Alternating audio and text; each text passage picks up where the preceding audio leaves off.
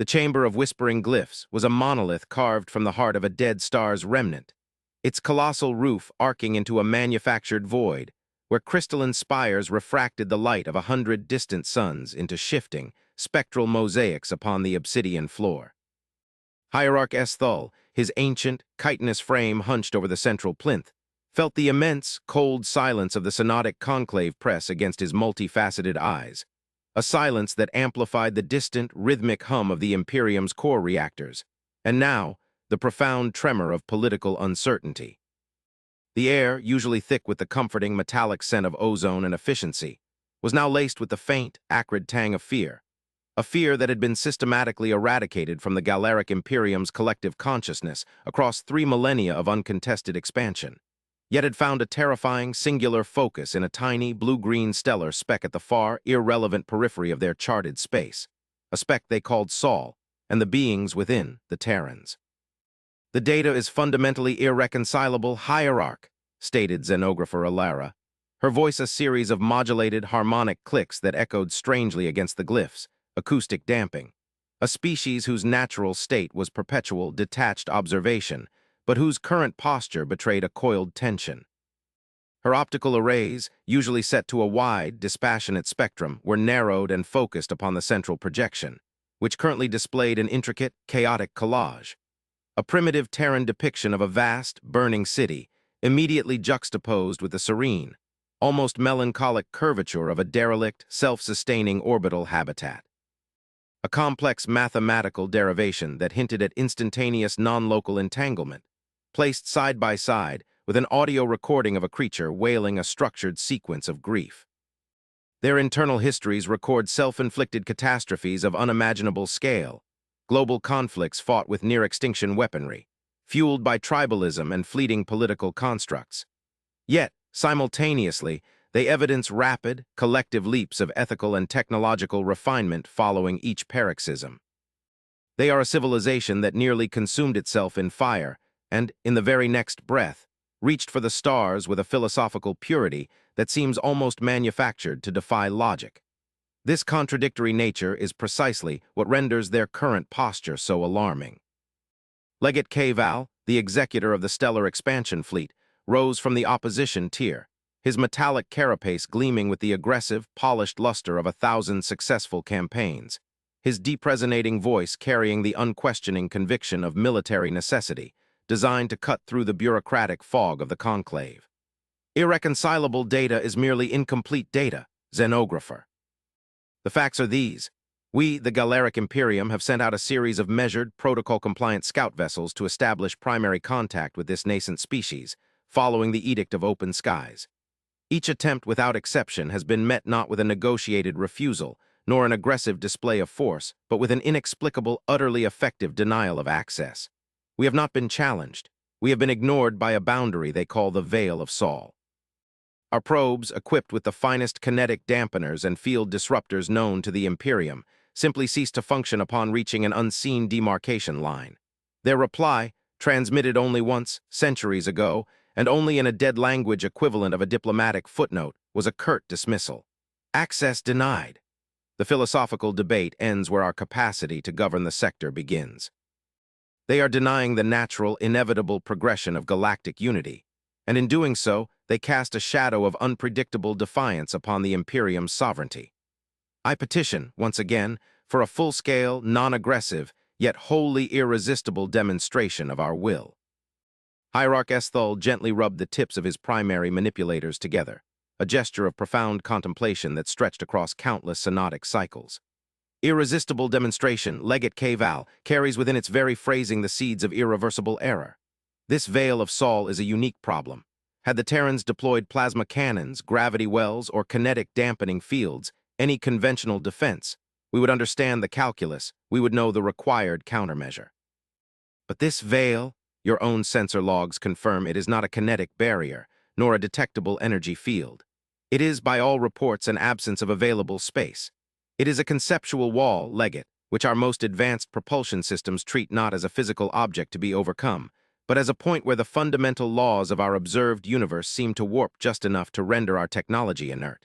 That is not the technology of a species that Arley bombed itself back to the Stone Age.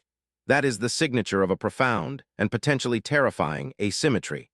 Your proposed demonstration would be an escalation of intent against an opponent whose very methods we do not comprehend. We risk not a tactical conflict, but a systemic exposure of our own technological ceiling. The ensuing silence of the chamber was not empty. It was filled with the silent, philosophical argument of countless political factions, transmitted through subtle shifts in posture, and the chromatic shifts of the glyphs themselves, which currently pulsed with the dull, cautious amber of deep deliberation. The core of the Imperium's anxiety was not the physical power of the Terrans, which was assumed to be negligible compared to the mobilized might of the Galactic military machine, but their sheer unknowability. The Imperium thrived on structure, on prediction, on the inevitable triumph of superior force and logical organization.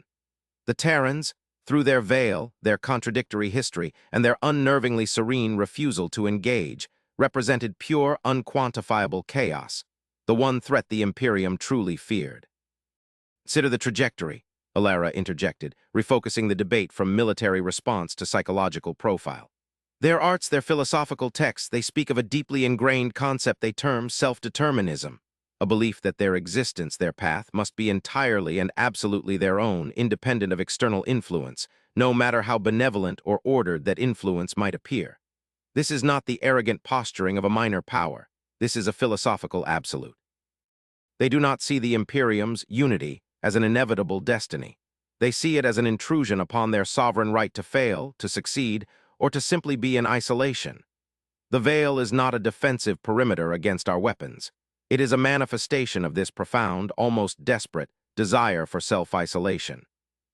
And if they are willing to risk galactic sanction for the sake of an abstract philosophical principle, their internal reserves of conviction are likely beyond our current means of measurement." Kval scoffed, the sound a low, grating rumble that vibrated the plinth. "Conviction is irrelevant against a focused gravitational torsion field. They are a species emerging from their stellar cradle. They must learn the structure of the cosmos, and that structure is the Imperium. To allow such an egregious, inexplicable denial of access is to invite the fracturing of the unified political space we have spent generations consolidating. We will send the full diplomatic armament, hierarch. Not to attack, but to insist. The fleet will approach the veil, and every vessel will initiate a phased, high-band transmission of the Grand Edict of Integration. If their veil cannot be breached by force, perhaps it can be breached by the sheer, undeniable weight of galactic protocol. I propose leading the fleet myself. Xenographer Alara can accompany me to satisfy the requirement for observed diplomacy and to provide the conclave with a direct, real-time assessment of their inevitable capitulation." His proposal was a clever political maneuver, offering a compromise between Esthal's caution and his own desire for action, leveraging the undeniable authority of the Grand Edict. Esthal contemplated the proposal, his many eyes turning slowly to absorb the implications of the political climate within the chamber. Kval was gaining support. The longer the Terrans were permitted their enigmatic isolation, the more dangerously attractive the concept of absolute, unassailable sovereignty might become to other, less fully integrated species on the Imperium's fringe. The price of inaction, politically, was becoming higher than the risk of measured confrontation.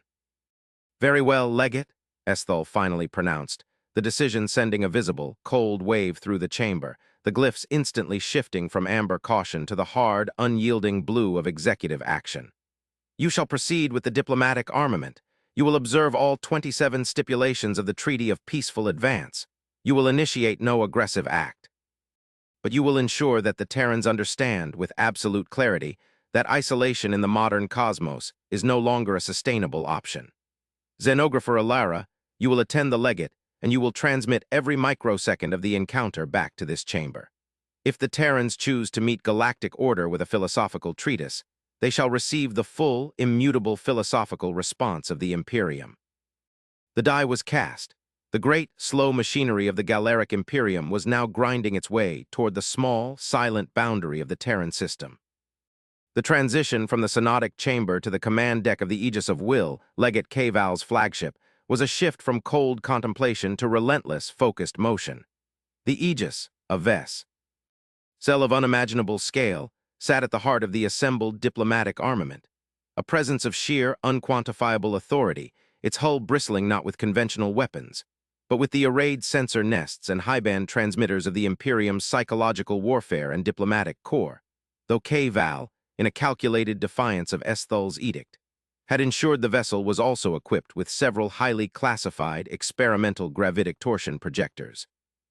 Disguised as passive sensor arrays, Alara stood on the periphery of the vast bridge, her optical arrays absorbing the complex, multi-layered data streams that flowed across the command surfaces, the scale of the operation almost overwhelming.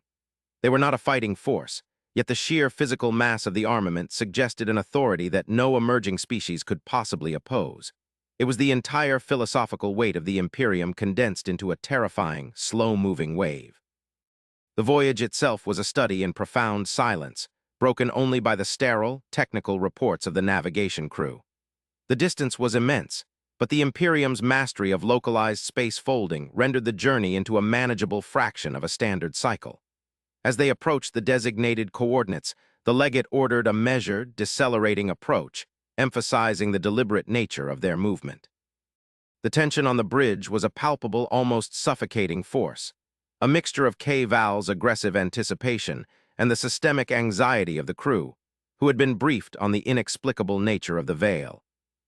Tactical assessment, navigational lead, K-Val's voice boomed, cutting across the low thrum of the engine cores, amplified by the command platform's acoustics.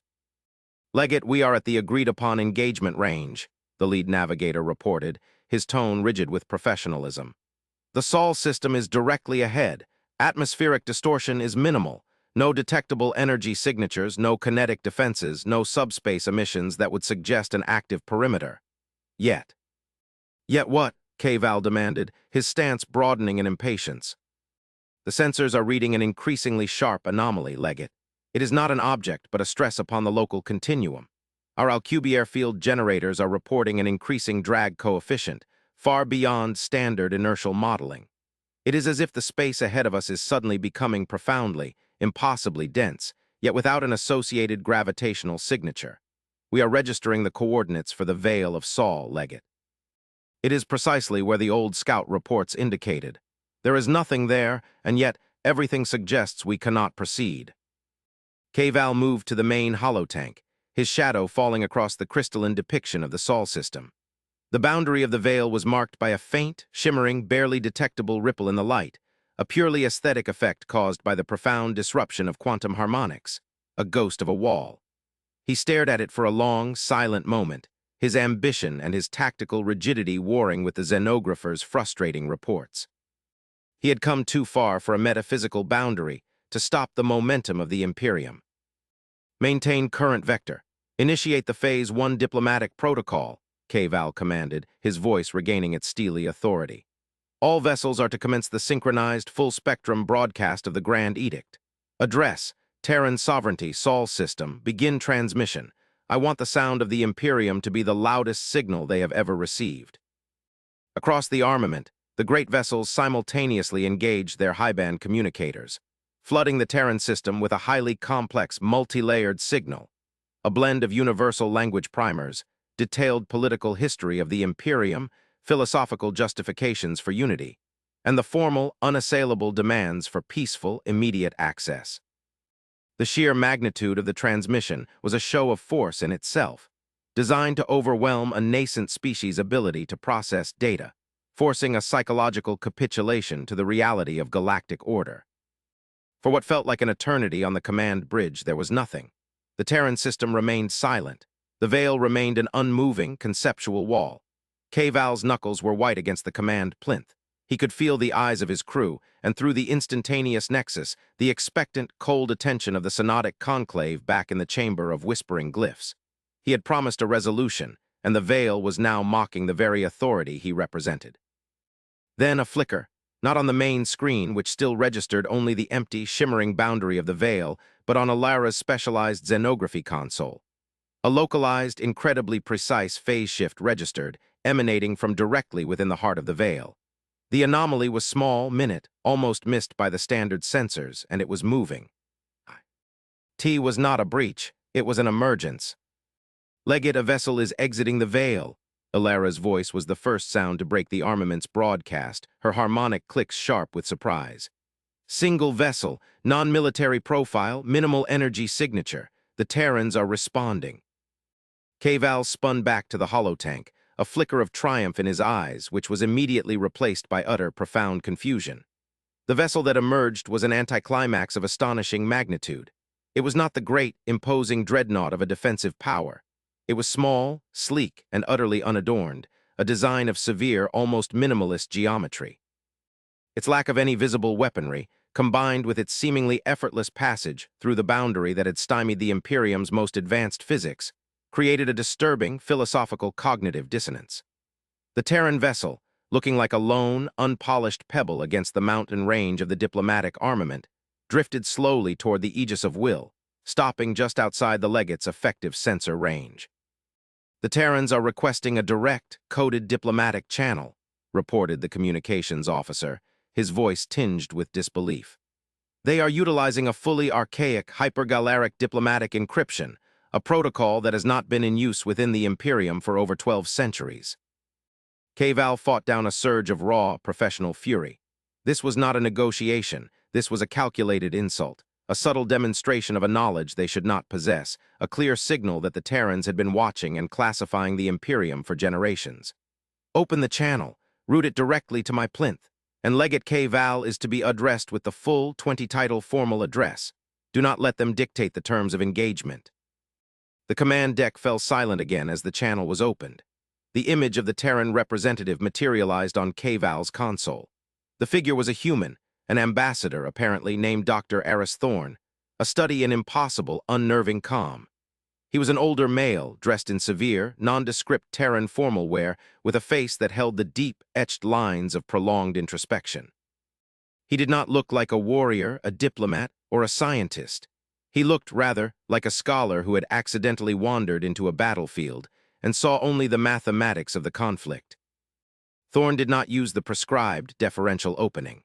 He spoke instantly, his voice a low, resonant baritone, translated by the console's universal translator, yet imbued with an almost unnatural clarity and a perfect, nuanced understanding of hypergalactic dialect and political weight. "Esteemed Legate Kval, executor of the Stellar Expansion Fleet, master of the Fifth Quadrant and scion of the Synodic Conclave," Thorn began, his perfect recitation of Kval's full, ancient titles sending a chill through the legate. "We acknowledge receipt of the Grand Edict of Integration. We have processed the totality of the broadcast's philosophical, political, and strategic content in the time allotted. We understand the position of the Galactic Imperium, which seeks to mitigate existential uncertainty through structured expansion and the elimination of sovereign variables. We acknowledge the perceived affront of our long silence. However, the decision remains unaltered. Access to the Sol system and the sovereign space delineated by the veil remains unequivocally denied." Kval's outrage was immediate, a volcanic surge of authority. "Terran, you stand before the mobilized will of the Galactic Imperium. Your vessel is within the sensor range of 1,000 core engines, and your system is saturated with the philosophical authority of 3,000 years of galactic dominance. This is not a request for negotiation. It is an edict of protocol. Your continued, inexplicable isolation is a systemic challenge to established order. I require an immediate, rational explanation for your denial, or you will face the consequences of calculated, strategic resistance to unity." Ambassador Thorn did not raise his voice, nor did his expression flicker from its state of almost spiritual serenity.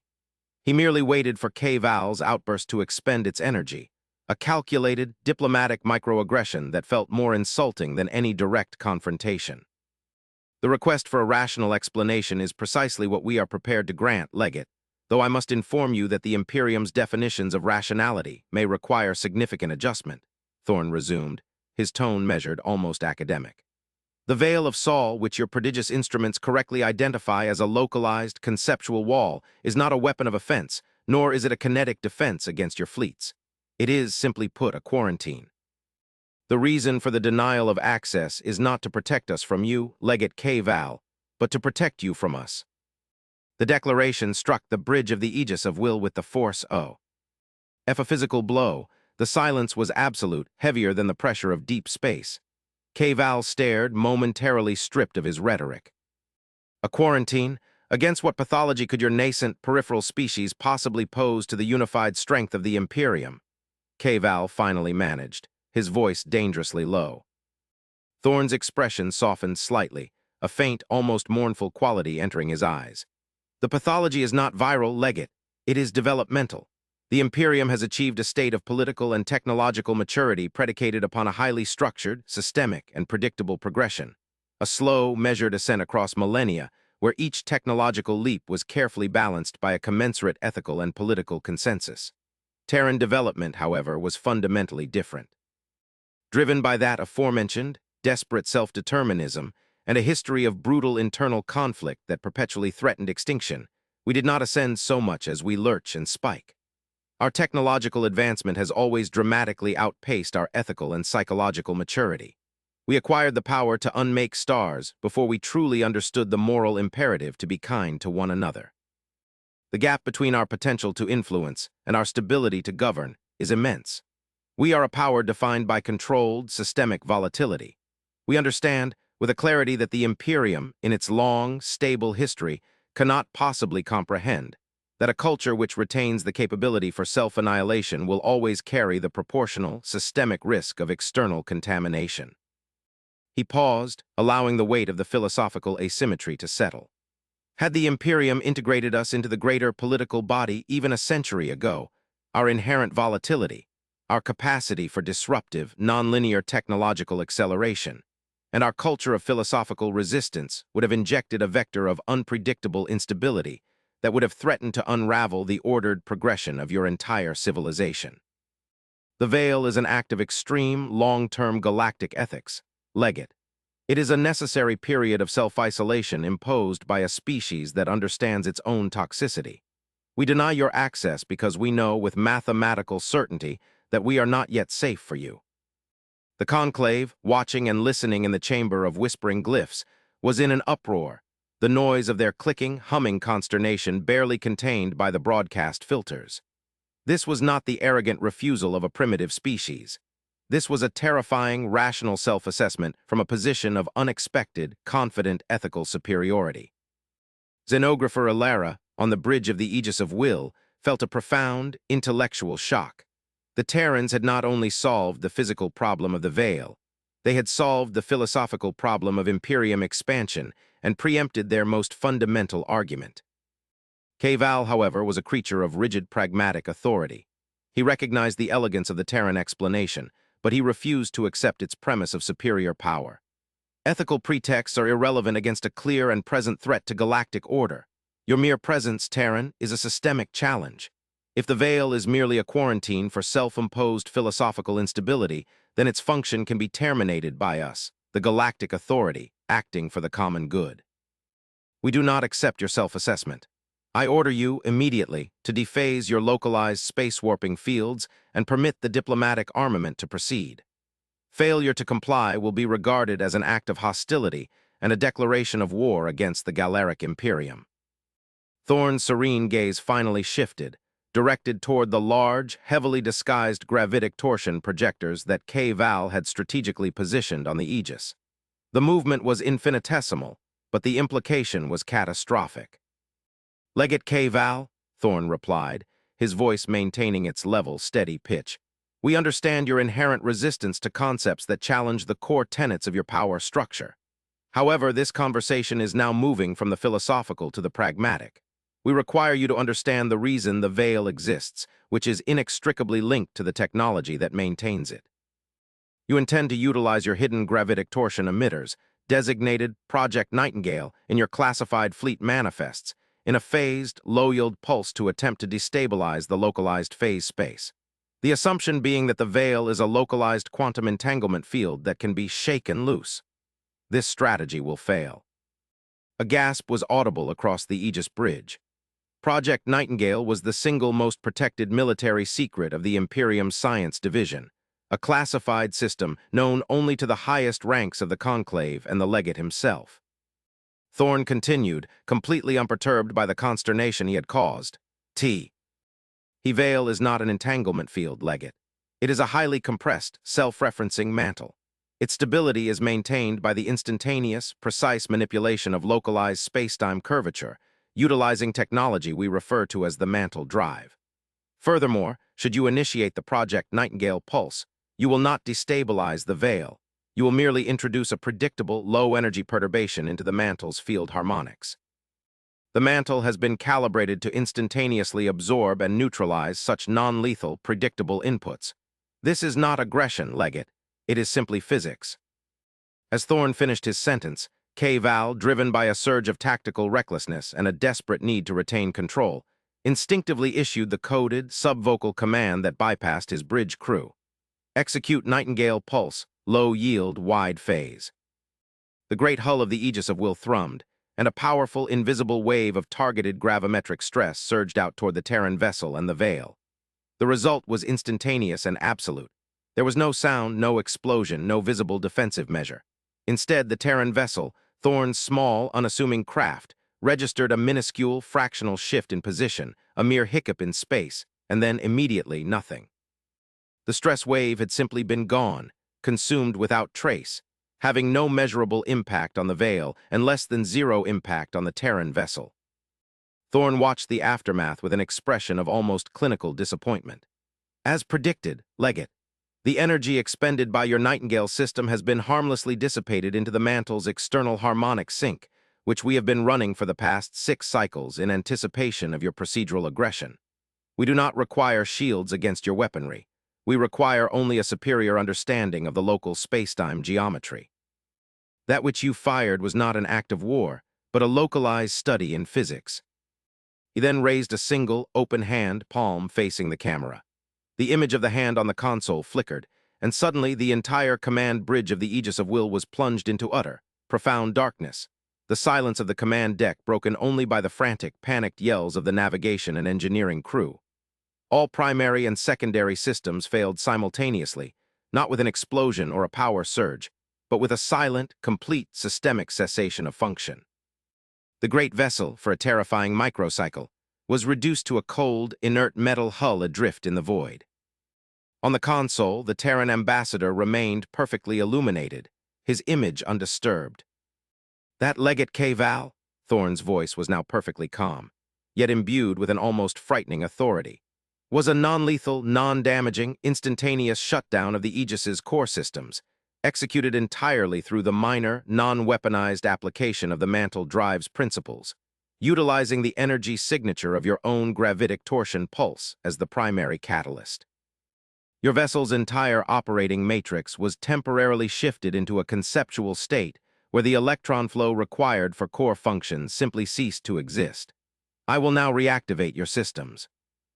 And just as instantly, the lights flickered back on, the sound of the life support and engine cores surging back into life, the digital readouts on the consoles flashing green with renewed function. The entire episode had lasted perhaps 5 seconds, yet it had shattered the foundation of K-Val's power and the Imperium's technological arrogance.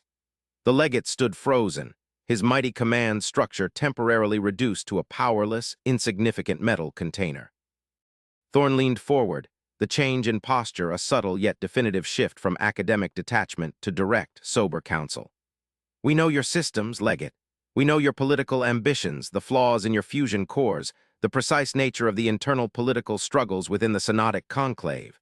Data gathered over 3 centuries of passive, non-intrusive observation, utilizing the veil not as a wall, but as a lens. Your diplomatic armament is immense, its power measurable, its strategy predictable. Our single vessel, employing the mantle's core principle of superior spacetime management, can render your entire fleet inert, non-violently, at any moment of our choosing. Or, should we choose to violate our own stringent protocols, render your vessels into their component atoms with a calculated, localized field collapse that you would not even register as a threat. The denial of access, Legate, is not a challenge to your authority. It is a profound act of peace, a conscious, highly ethical decision by a species to restrain its own catastrophic potential for the greater stability of the cosmos. The quarantine remains in force. You may not enter the realm, Legate K-Val, and I suggest, for the continued peace of both our civilizations, that you transmit this undeniable truth back to Hierarch Esthul and retreat. With a simple, final click, the image of Ambassador Thorne vanished.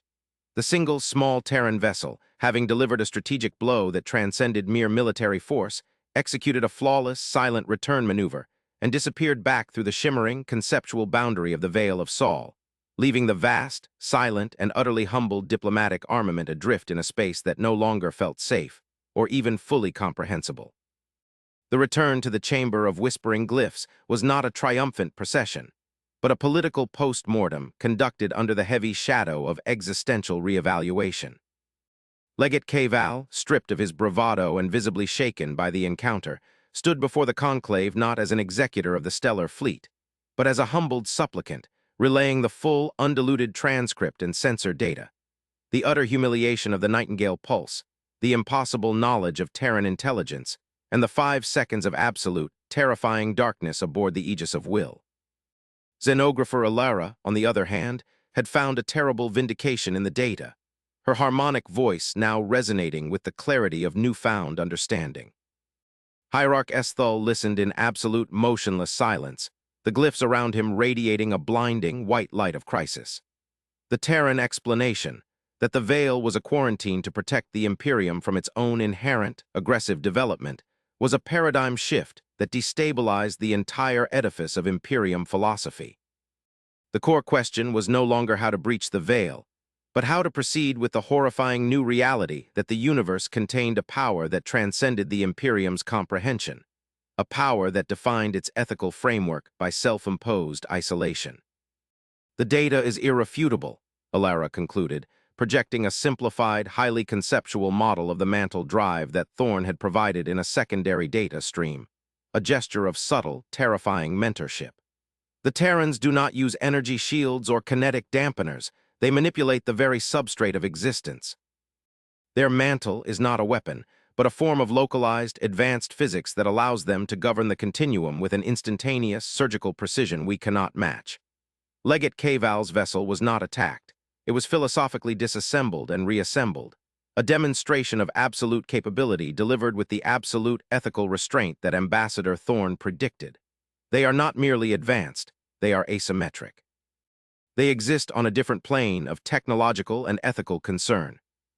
A high-ranking representative from the Council of Internal Stability, a bureaucratic faction dedicated to the strict preservation of cultural dogma, finally broke the conclave's stunned silence. This is an elaborate psychological defense, a calculated bluff designed to paralyze our will. They are a small, resource-poor species engaging in a sophisticated campaign of political intimidation, utilizing a temporary, localized technological advantage that must have required an unsustainable expenditure of energy. Their claim of ethical superiority is merely a construct to justify their refusal to submit to galactic order. We must re-engage with overwhelming, concentrated energy weapons, not the subtle probe of the Nightingale, but the full, sustained output of the fusion cores. Kval, to the surprise of everyone, turned on the counselor with an uncharacteristic, cold fury. You speak from the safety of the core, counselor clinging to a dogma that has been empirically destroyed. I stood a meter away from annihilation. The Terran did not utilize temporary energy. He used my own energy against me, and he did so with the effortless precision of a child demonstrating a simple truth. Their power is not a function of raw force, but of fundamental understanding. To attack them now is not an act of strength. It is a confession of suicidal ignorance. They demonstrated that they could terminate my fleet at the subatomic level without violating their self-imposed ethical restrictions, and they chose instead to prove a point. They are the definition of a weapon that refuses to be used. The weight of the legate's surrender was more convincing than any oration. He was the embodiment of the Imperium's military will, and his psychological defeat was a far greater crisis than any lost battle. Hierarch Esthul finally stirred, his movement slow, deliberate, the sound of his chitinous manipulators scraping against the plinth a heavy, final pronouncement in the silence. The debate on military parity is concluded. We accept the Terran definition of the Veil as a quarantine. The question now becomes, what is our response to a self-isolated, yet demonstrably superior power that claims its self-imposed isolation is an ethical act to protect us? We must accept the denial, Alara stated, her optical rays focused on Esthul. But we cannot accept the silence. The Terrans have demonstrated a deep, almost omniscient knowledge of our political and technical structure, indicating that their isolation is merely physical. Their ethical stance, while arrogant, is also an invitation. They have not closed the door, they have merely locked the gate, and they remain on the other side. They are willing to communicate, provided the communication is conducted on their terms. Terms of profound, sober, philosophical engagement, not military threat. We must respond with a reciprocal act of trust, a recognition of their sovereignty, and a formal request for the one thing they seem willing to offer: knowledge, not force. The conclave debated for 2 more cycles, a long, agonizing period of political infighting, cultural resistance, and the slow, inevitable dawning of existential reality. Ultimately, Esthul, leveraging his ancient political weight and the undeniable terror of Kval's report, forced a unified decision. The Galactic Imperium would formally recognize the sovereign space of the Sol system and the legal validity of the Veil of Sol as a self-imposed boundary. More importantly, they would transmit a single, formal, diplomatic query back toward the Terran system, not demanding access, but requesting the single, shared, critical piece of intelligence that Ambassador Thorn had hinted at: the shared knowledge for the greater good. The return transmission from the Terrans was immediate and unexpected. It was not a message of triumph, nor a continuation of the philosophical debate. It was a single, immensely long, highly structured, and entirely new message, a massive data package of cosmological sensor readings, complex geometric mathematics, and what appeared to be the partial, highly degraded schematics for a structure of impossible scale. Ambassador Thorn appeared once more on the conclave's central screen, his image filling the space usually reserved for the hierarch, a silent usurpation of authority that was now, strangely, tolerated. "Hierarch Esthul, Legate Kval, and esteemed conclave," Thorn began, his expression now completely stripped of any academic detachment, conveying instead a profound, shared gravity. "Your response, the acceptance of our sovereignty and the request for shared knowledge, is the only appropriate, mature response to the data we presented. It demonstrates a capacity for adaptive political thought, a necessary precursor to what I must now reveal. The Veil of Sol, the mantle, the quarantine, these were not constructed to hide Terran power. They were constructed to buffer against an external contamination the Terrans accidentally discovered and barely contained 3 centuries ago. The quarantine was not for the galaxy's political stability, it was for its physical safety." He gestured, and the massive data package was projected across the chamber. The primary image was a vast, cosmic sensor reading focused far beyond the established boundaries of the Galactic Imperium, a place where the light was thin and the universe was believed to be largely empty. In that dark void, the sensor readings revealed a structure of horrifying, sublime geometry, a network of dark matter filaments and stellar mass objects woven together with an impossibly complex mathematical precision, a megastructure that defied known physics, a thing that had clearly been built. "This is the stellar loom," Thorn stated, the name echoing with cold, cosmic dread. "A derelict artifact left by a precursor race located approximately a manageable fraction of a light-year beyond your furthest charted systems. We have been observing it passively for generations. It is not a city nor a defense platform. Its core function, derived from our limited reverse engineering, suggests it is a system for the manipulation of fundamental cosmic constants across an entire galactic arm, a tool of creation, or perhaps systemic annihilation. We believe it was abandoned by its builders mid-cycle, leaving it in a state of dormant but dangerously unstable functionality." He focused the projection onto a series of microscopic ruptures within the structure's geometric nodes. 3 centuries ago, a Terran probe, utilizing a primitive experimental drive, breached a localized dimensional fold near the loom. It did not directly touch the structure, but the probe's drive signature initiated a minute secondary reaction within the loom's core. The consequences were catastrophic. A localized wave of non-baryonic energy, a signal that we believe represented the loom's attempt to reinitialize its core functions, was detected. The Terran system was barely able to contain the resulting dimensional cascade, at the cost of almost half our pre-spaceflight infrastructure. This near-extinction event, far greater than any of our historical self-inflicted wars, forced us to immediately redirect all our planetary resources into 2 single, unified goals. First, the creation of the Veil of Sol, the mantle, which is a localized, defensive manifestation of the loom's own physics, reverse-engineered from the catastrophic trace energy of the containment failure. And second, the absolute non-negotiable isolation of Terran space, which we realized was the only way to prevent our chaotic, technologically aggressive nature from accidentally initiating a second, larger, truly catastrophic interaction with the loom that could destabilize the entire sector. The silence in the chamber was no longer political. It was existential. The Imperium's millennia of expansion, of conquering and organizing vast stellar nurseries, suddenly felt like the insignificant, provincial squabbling of a minor political organization. They had been arguing over the perimeter fence of a garden, unaware that the garden itself was built on the edge of a cosmic weapon. "We were not hiding our power hierarch," Thorne continued, his voice heavy with the true weight of Terran responsibility. "We were hiding the galaxy from an instability we had accidentally introduced. Our rapid, chaotic technological lurch was not a sign of immaturity. It was an act of desperate, singular focus to build a shield large enough and strong enough to buffer the loom's dormant, humming consciousness." He then projected the final part of the data package, a massive, dense file of complex Terran-developed cryptography. "The mantle technology, our asymmetric advantage, is a limited, localized dialect of the loom's core language. We have utilized it not just for the veil, but to continue observing the loom's energy signatures. The loom, hierarch, is entering a new phase. It is not a weapon of destruction. It is a system of profound, systematic ordering, and its internal logic is about to run its final, non-negotiable directive.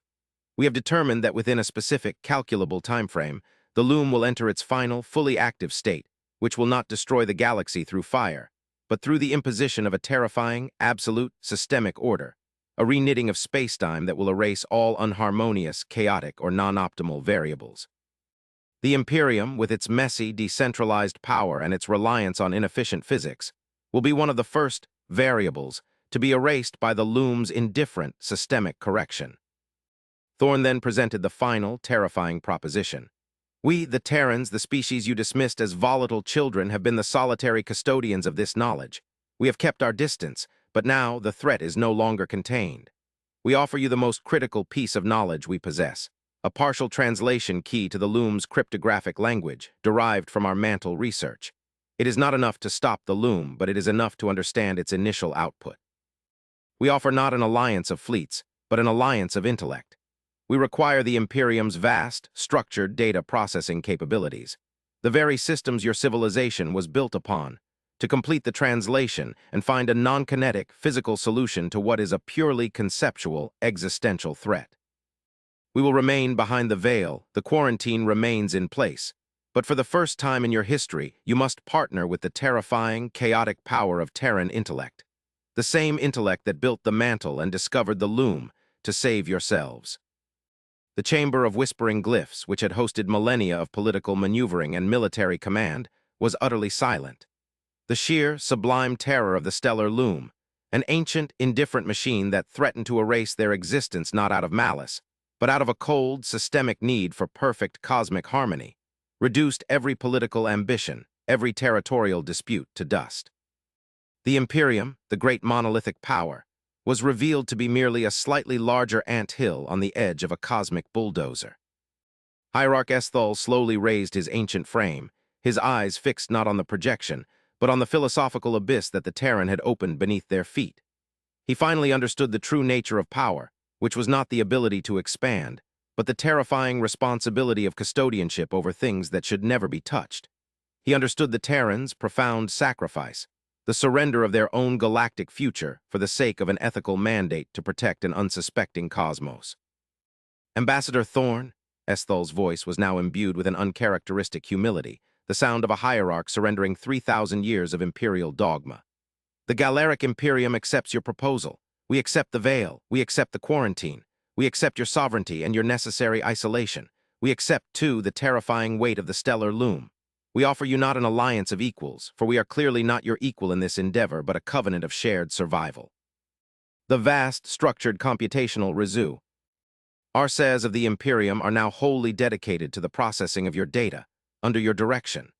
The diplomatic armament will immediately withdraw and establish a defensive perimeter at the farthest reaches of our charted space, a buffer against any further chaotic variables that might inadvertently engage the loom. The legate Kval will lead the formation of a unified, Terran-directed research consortium." Kval, standing rigid and humbled, offered a stiff, silent nod of absolute military compliance. Ambassador Thorne inclined his head, a faint, almost imperceptible nod of shared, immense burden. The terms are accepted, Hierarch. We will transmit the full data package. The quarantine is now an essential partnership. For the record, Hierarch Esthul, my species defined itself by its ability to survive its own internal chaos. Our strength was forged in fire, not in the peaceful progression of order. Perhaps, in this final act of unity, the Imperium can learn to accept the necessary chaos of the Terran mind, and the Terrans can learn the necessary discipline of the Imperium's order. Our survival will depend on the final, terrifying synthesis of those two disparate philosophies. The screen went dark, and the chamber of whispering glyphs was left with the cold, silent, humming presence of the stellar loom, its terrifying, cold geometry filling the projection tank. The Galactic Imperium, which had begun its day contemplating the strategic conquest of a minor star system, ended it facing the existential truth of its own cosmic insignificance.